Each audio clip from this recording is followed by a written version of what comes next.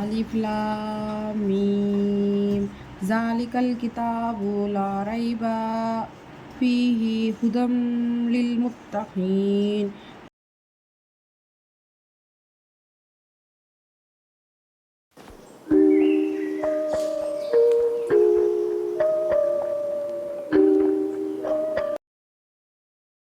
అస్సలాము అలైకుమ్ and hello everyone, welcome back to Shama's sweet home. ఎలా ఉన్నారు అందరూ? నేను క్లీనింగ్ చేసుకున్న తర్వాత ఈ వాటర్ ప్యూరిఫైయర్ క్లీన్ చేయడం అయితే మర్చిపోయానండి. డస్టింగ్ చేసిన తర్వాత దీని మీద బాగా దుమ్ము అయితే పడింది. సో అందుకని చెప్పి ఈ ఒక్క పని అయితే బ్యాలెన్స్ ఉండిపోయింది. ఇంకా క్లీన్ చేసేసుకుంటున్నాను. వాటర్ తాగే చోట క్లీన్గా ఉండాలి కదా, సో వైర్స్ అవన్నీ కూడా క్లీన్ చేసుకున్నాను అనమాట. ఆ తర్వాత ఫస్ట్ రోజు అయితే అయిపోయిందండి. ఇంకా సెకండ్ రోజు సెహరీకి అయితే ప్రిపరేషన్ కూడా స్టార్ట్ చేసేసుకున్నాను. ఇలా స్పాంజ్ స్క్రబ్బర్తో క్లీన్ చేసుకున్న తర్వాత ఒక క్లాత్తో చక్కగా తుడిచేసుకుంటే వాటర్ ప్యూరిఫైయర్ క్లీన్గా కనిపిస్తుంది.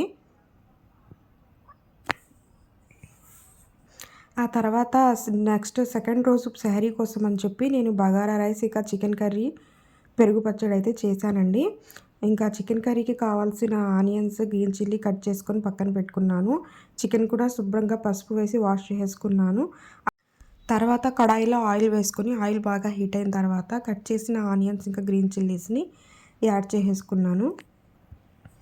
ఎండలు అయితే చాలా ఎక్కువగా ఉంటున్నాయి కదండి. మీరు రోజా ఉంటున్నారా? మీరు రోజాలు ఎలా ఉంటున్నారు?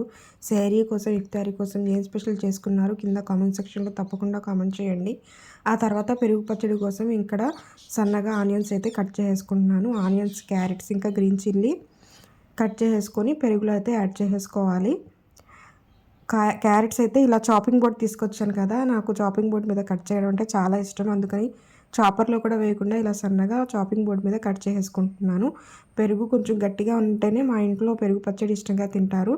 నేను పలచగా అయితే నాకు కూడా ఇష్టం ఉండదు. సో కొంచెం పెరుగు అయితే గడ్డ పెరుగు లాంటివి తీసుకోవాలి. ఆ తర్వాత ఇందులో ఆనియన్స్, క్యారెట్ ఇంకా గ్రీన్ చిల్లీ యాడ్ చేసుకొని కొత్తిమీర కూడా వాష్ చేసుకొని చాలా సన్నగా అయితే కట్ చేసుకొని ఇందులో యాడ్ చేసుకోవాలి. ఆ తర్వాత టేస్ట్కి సరిపడా సాల్ట్ యాడ్ చేసుకొని అప్పటికప్పుడు తినేటప్పుడు అయితే పర్లేదు, కాస్త లేట్గా తినేవాళ్ళు అయితే కొంచెం ఫ్రిడ్జ్లో పెట్టుకుంటే తినేటప్పుడు అయితే టేస్ట్ చాలా బాగుంటుంది. మీరు కనుక నా ఛానల్ ఫస్ట్ టైం చూస్తున్నట్టయితే ప్లీజ్ సబ్స్క్రైబ్ చేసుకోండి. సబ్స్క్రైబ్ చేసుకొని పక్కనే ఉన్న బెల్ ఐకాన్ని క్లిక్ చేయండి, లైక్ చేసి కామెంట్ చేయండి. మన ఫ్యామిలీ మెంబర్స్ అయితే వీడియో అయితే లాస్ట్ వరకు చూడండి. మీరు వీడియో అయితే నేను లాంగ్ వీడియో పెట్టినా కూడా చూడట్లేదు, జస్ట్ 2 మినిట్స్ చేసి స్కిప్ చేసేస్తున్నారు. ప్లీజ్ సబ్స్క్రైబ్ చేసుకున్న వాళ్ళైనా లాస్ట్ వరకు చూడండి. ఆ తర్వాత చికెన్ అయితే రెడీ అయిపోయింది కర్రీ. ఇందులో కొంచెం వాటర్ యాడ్ చేసుకుంటే సరిపోతుంది. పక్కన బగారా రైస్ కూడా నేను కుక్ చేసేసాను. ఆల్రెడీ చాలా వీడియోస్ పెట్టారని చెప్పి నేను రెసిపీ అయితే క్లియర్గా పెట్టట్లేదు. మొత్తం కుక్ చేసుకున్న తర్వాత ఇందులో కొంచెం ఫుడ్ కలర్ అయితే యాడ్ చేసుకున్నాను. రెడ్ కలర్ లేదా ఆరెంజ్ కలర్ బయట దొరుకుతుంది. ఆ ఫుడ్ కలర్ని పాలలో మిక్స్ చేసుకుని పైన యాడ్ చేసుకుంటే చూడడానికి బాగుంటుంది. పక్కన చికెన్ కర్రీ రెడీ అయిపోయింది. ఆయిల్ సెపరేట్ అవుతుంది కదా, ఇందులో కొంచెం కొత్తిమీర యాడ్ చేసుకొని ఇంకొక 10 నిమిషాలు కుక్ చేసుకుంటే కర్రీ రెడీ అయిపోతుంది. ఇప్పుడు బగారా రైస్ మీద కూడా ఒక స్పూన్ నేను ఘీ వేసుకున్నాను అనమాట. నెయ్యి యాడ్ చేసుకోవడం వల్ల ఏంటంటే మనకు టేస్ట్ చాలా బాగుంటుంది. ఆ తర్వాత కవర్ చేసి ఒక 5 మినిట్స్ అయితే పెట్టేశాను. బగారా రైస్ కూడా రెడీ అయిపోయింది. ఇంకా సెహరీ కోసం నేను అయితే ఇఫ్తారీ చేసుకున్న తర్వాత సెహరీ ప్రిపరేషన్ స్టార్ట్ చేస్తాను. డిన్నర్ అయిపోయిన తర్వాత ఇషా నమాజ్ చదువుకొని పడుకున్నాం అనమాట. మళ్ళీ సెహరీకి అయితే నేను 3 o'clockకి లేచాను. మా అబ్బాయి అయితే ఫుల్ నిద్రలో ఉన్నాడు. ఆ తర్వాత నేను 3కే లేస్తున్నాను అనమాట, తహజ్జుద్ నమాజ్ కూడా చేసుకుందామని చెప్పి.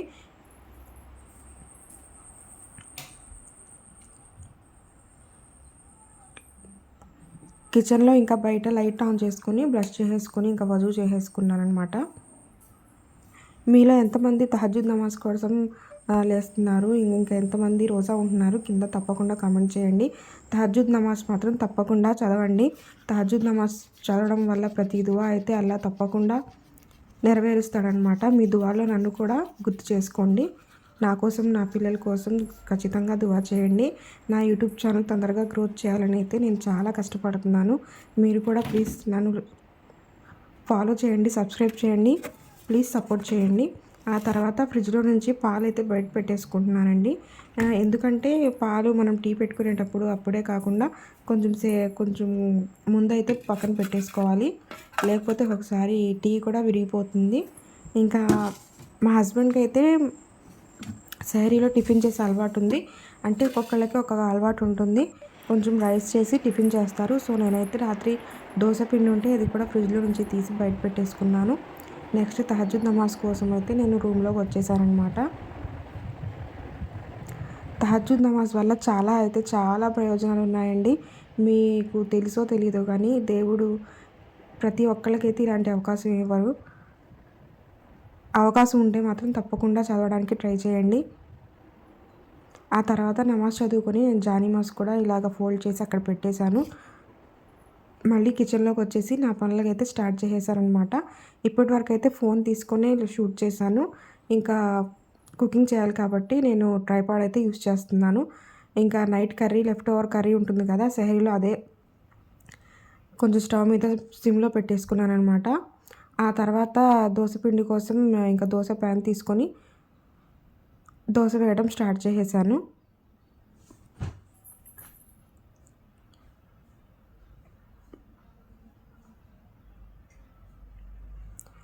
థైరాయిడ్ టాబ్లెట్లు వేసుకుంటానండి. నాకు థైరాయిడ్ ఉందనమాట.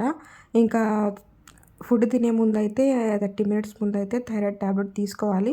సో నేనైతే బ్రష్ చేసేసాను కాబట్టి థైరాయిడ్ టాబ్లెట్ మళ్ళీ మర్చిపోతానని చెప్పి వేసేసుకున్నాను. ప్యాన్ హీట్ అయ్యిందో లేదో చూసుకున్నాననమాట. అది సరిగ్గా హీట్ అవ్వలేదండి.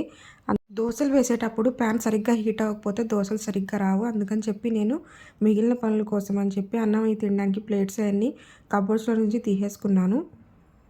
ఆ తర్వాత మళ్ళీ కిచెన్లోకి వచ్చేసాను. టీ పెట్టడానికని చెప్పి టీ బౌల్ అవి కూడా పక్కన పెట్టేసుకున్నాను. ఈలోపు దోస ప్యాన్ బాగా హీట్ అయ్యింది. ఇంకా దోస వేయడం అయితే స్టార్ట్ చేసేసారనమాట.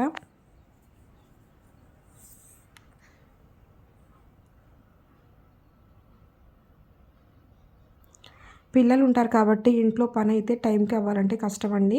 ఇంకా పిల్లల్ని చూసుకోవడం, మళ్ళీ వాళ్ళకి టిఫిన్లు అవి పెట్టడం, టైంకి వాళ్ళకి స్కూల్కి పంపాలంటే చాలా లేట్ అయిపోతుందని చెప్పి నేనైతే పడుకోవట్లేదు సెహరీ చేసిన తర్వాత కూడా.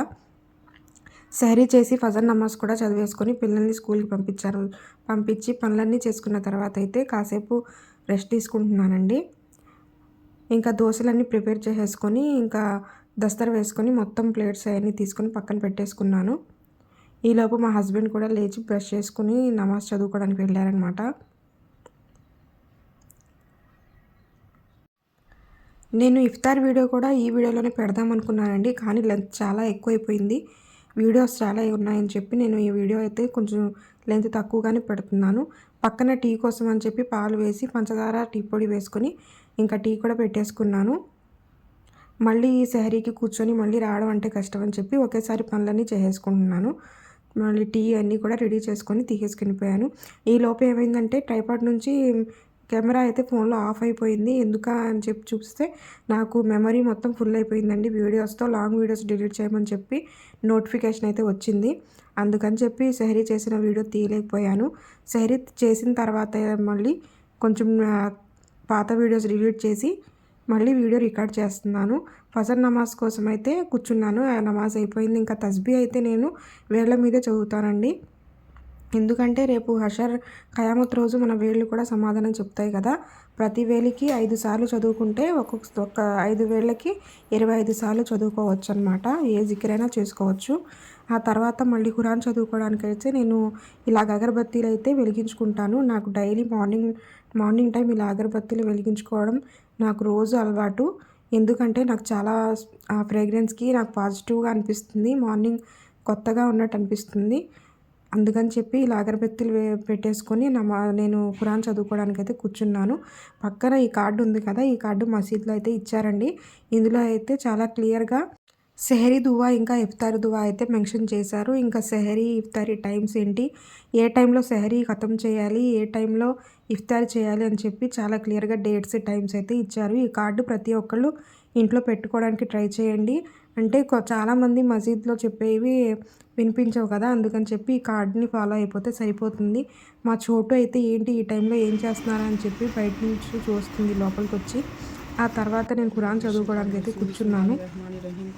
అలిఫ్ లామ్ మీమ్ జాలికల్ కితాబు లా రైబ ఫీహి హుదం లిల్ ముత్తఖీన్ الذين يؤمنون بالغيب ويقيمون الصلاة ومما رزقناهم ينفقون والذين يؤمنون بما أنزل إليك وما أنزل من قبلك وبالآخرة هم يوقنون أولئك على هدى من ربهم وأولئك هم المفلحون إن الذين كفروا سواء عليهم أنذرتهم أم لم تنذرهم لا يؤمنون ختم الله على قلوبهم وعلى سمعهم وعلى أبصارهم غشاوة ولهم عذاب عظيم. ఈ ఖురాన్ అయితే దివ్య ఖురాన్ అండి. దివ్య ఖురాన్‌లో ఏంటంటే అరబ్బీ ఇంకా తెలుగులో మొత్తం భావం ఉంటుంది అన్నమాట. అర్థం ఉంటుంది. ఒక్కొక్క లైన్ చదువుకొని పక్కనే తెలుగులో ఉన్న భావం చదివితే మనం ఖురాన్ చదివేది మొత్తం మనకు సరిగ్గా అర్థమవుతుంది. అంతేకాకుండా పాయింట్స్ వైస్‌గా ఉంటాయి కాబట్టి ఏ పాయింట్ అర్థం కాకపోతే కింద ఆ పాయింట్ అయితే మనం అర్థం చేసుకోవచ్చు చదివి. మా పెద్దమ్మాయికైతే ఎగ్జామ్స్ నడుస్తున్నాయి. అందుకని చెప్పి తను కూడా నాతో పాటే కూర్చొని చదువుకుంటుంది. చోటు కూడా వచ్చి మాతో పాటే కూర్చుంది. ఖురాన్ చదువుతూ ఉంటే వచ్చి వింటుందన్నమాట. ఆ తర్వాత మార్నింగ్ లేవగానే నేను ఊడ్చేసుకుంటానండి. ఇంకా ఆ టైంలో 6:15, 6:20 అవుతుంది. ఇంకా పడుకోకుండా అయితే పిల్లల స్కూల్కి టైం అవుతుందని చెప్పి మిగిలిన పనులు డైలీ రొటీన్ పనులు అయితే స్టార్ట్ చేసేసుకున్నాను. అక్కడ రాయి ఎందుకు పెడుతున్నానంటే తలుపుకి ఆ హోల్డర్ పాడైపోయింది. ఆ రాయి పెట్టకపోతే తలుపు క్లోజ్ అవుతుందని చెప్పి అక్కడ ఒక స్టోన్ అయితే పెట్టేసుకుంటానన్నమాట నేను. ఈ మ్యాట్స్ అన్నీ ఒకరోజు ముందు క్లీన్ చేసేసుకున్నాను. ఇంకా బాగా ఆరిన తర్వాత లోపల పెట్టేసుకోవాలి. ఆ తర్వాత చెత్త తీసుకెళ్ళడానికి చెత్త బండి కూడా వచ్చింది మార్నింగ్. ఇంకా నేను క్లీనింగ్ అయితే స్టార్ట్ చేసేసుకున్నాను. మార్నింగ్ లేవగానే బయట క్లీన్ చేసేసుకోవాలండి. క్లీన్ చేసేసుకొని కూర్చుంటే కొంచెం నీట్గా ఉంటుంది. మనకు కూడా ఇబ్బందిగా ఉండదు. షూ ర్యాక్ ఉన్నా కానీ పిల్లలు అసలు మాట వినరండి. మాట వినకుండా వాళ్ళు వేసుకున్న చెప్పులు, షూస్ ఇలా బయట పెట్టేసుకుంటూ ఉంటారు. ఎన్నిసార్లు చెప్పినా అంతే. మీ ఇంట్లో కూడా పిల్లలు ఇలాగే చేస్తారా? మా ఇంట్లో అయితే ఇలాగే చేస్తారండి.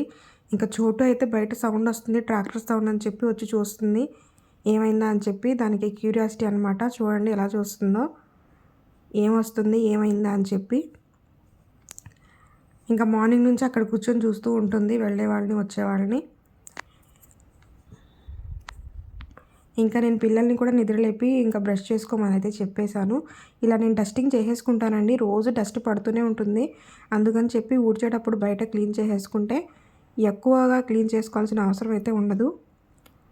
ఆ తర్వాత నేను మార్నింగ్ టైం రోజు కొంచెం సేపు బయట అయితే కూర్చుంటాను. మీకు వినిపిస్తుంది కదా ప్యారెట్స్ ఇంకా పిచ్చుకల సౌండ్.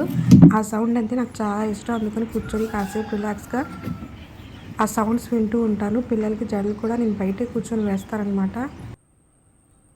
ఇంకా మా పెద్దమ్మాయి అయితే ఇలాగ డ్రై ఫ్రూట్స్ అన్నీ తీసుకొచ్చేసింది తినడానికి. పిల్లలకి ఇలా డ్రై ఫ్రూట్స్ అయితే ఇవ్వడానికి ట్రై చేయండి.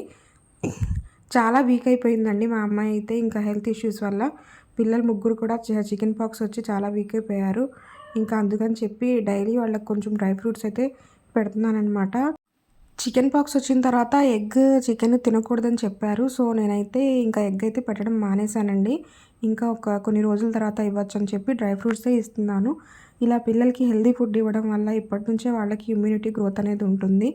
ఇంకా నేను పిల్లలకి అలాంటి అలవాట్లు అయితే ఇప్పటి నుంచే చేస్తున్నానమాట. మనం చిన్నప్పుడు ఏ అలవాట్లు ఉన్నాయో అవి మనకి ఆ టైంలో హెల్తీ ఫుడ్డే తిన్నాము. కానీ ఇప్పుడున్న ఫుడ్లో మొత్తం కల్తీ అయితే ఉంటుందండి. పిల్లలకి ఏం ఫుడ్ పెట్టాలో కూడా అర్థం కాదు. ఇంకా లేస్ ప్యాకెట్స్, బిస్కెట్ ప్యాకెట్స్ అలాంటివి కాకుండా ఆ పెట్టే డబ్బులు, కొనే డబ్బులు ఏదో ఇలాగా కొంచెం డ్రై ఫ్రూట్స్ మీద ఇలా హెల్తీ ఫుడ్ మీద పెట్టి పిల్లలకి ఇస్తే మనం వాళ్ళకి మంచి ఆరోగ్యాన్ని ఇచ్చినట్లు అవుతుంది. ఇంకా పిల్లలిద్దరికీ నేను జడలు అయితే వేసేసానండి. ఇంకా మా బాబు లెగలేదు. బాబుని లేపి ఇంకా వాళ్ళకి టిఫిన్ పెట్టేసి కొంచెం స్నాక్స్ ఇచ్చి పంపించేస్తాను. ఇంకా లంచ్ అయితే మధ్యాహ్నమే పెట్టి పంపిస్తానన్నమాట. కొంచెం దోశ బ్యాటర్ ఉంది కదా, దోశ బ్యాటర్ అయితే నేను 2 డేస్ అయితే యూజ్ చేస్తానండి. ఒకరోజు ప్లెయిన్ దోశ వేస్తే ఒకరోజు ఎగ్ దోశ వేసి ఇస్తాను. ఇంకా మా అబ్బాయికి అయితే ఎగ్ దోశ ఇష్టం అని చెప్పి మా అబ్బాయి కోసం ఎగ్ దోశ వేస్తున్నాను. ఇంకా పిల్లలు ఇద్దరికైతే ప్లెయిన్ దోశ వేసి ఇచ్చారనమాట. ఎగ్ దోస కోసం ఒక బౌల్ తీసుకొని ఇందులోనే కొంచెం టేస్ట్‌కి సరిపడా ఉప్పు, ఇంకా కారం వేసుకోవాలండి. వేసుకొని కొంచెం పాలు యాడ్ చేసుకోవాలి. మా అబ్బాయి ఎక్కువ స్పైసీ తినడు కాబట్టి నేను కారం తక్కువే వేశాను. కొంచెం పాలు యాడ్ చేసుకొని ఒక ఎగ్ అయితే బీట్ చేసుకొని ఇందులో వేసుకోవాలి. బాగా మిక్స్ చేసుకున్న తర్వాత దోసలోకైతే యాడ్ చేసుకోవచ్చు.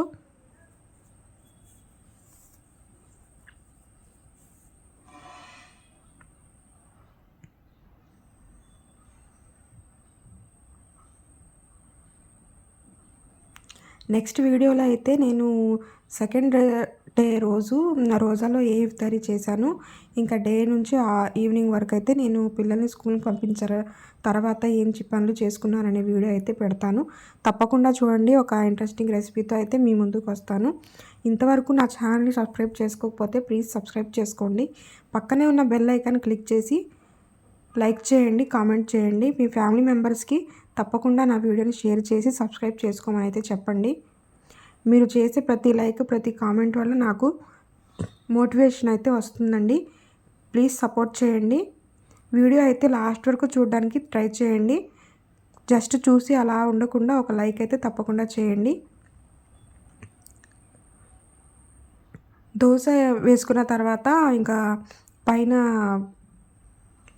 ఎగ్ యాడ్ చేసేసుకున్నాను. ఎగ్ యాడ్ చేసేసుకున్న తర్వాత కొంచెం ఆయిల్ వేసి ఇంకా రెండు వైపులా ఇలాగా బ్రౌన్ కలర్ వచ్చే వరకు అయితే దోశ ప్రిపేర్ చేసుకోవాలి. దోశ ప్రిపేర్ అయిపోయిన తర్వాత ఒక ప్లేట్లో తీసుకొని సర్వింగ్ చేసుకోవాలి. అంతేనండి. Tasty and easy style egg dosa ready అయిపోయింది.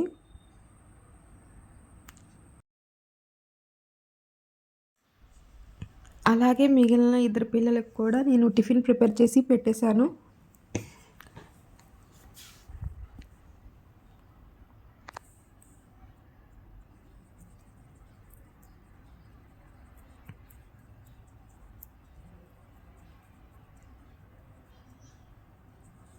పిల్లలకి ఎగ్జామ్స్ నడుస్తున్నాయి కదండీ! అందుకని చెప్పి స్కూల్‌కి తొందరగా వెళ్ళిపోవాలంట.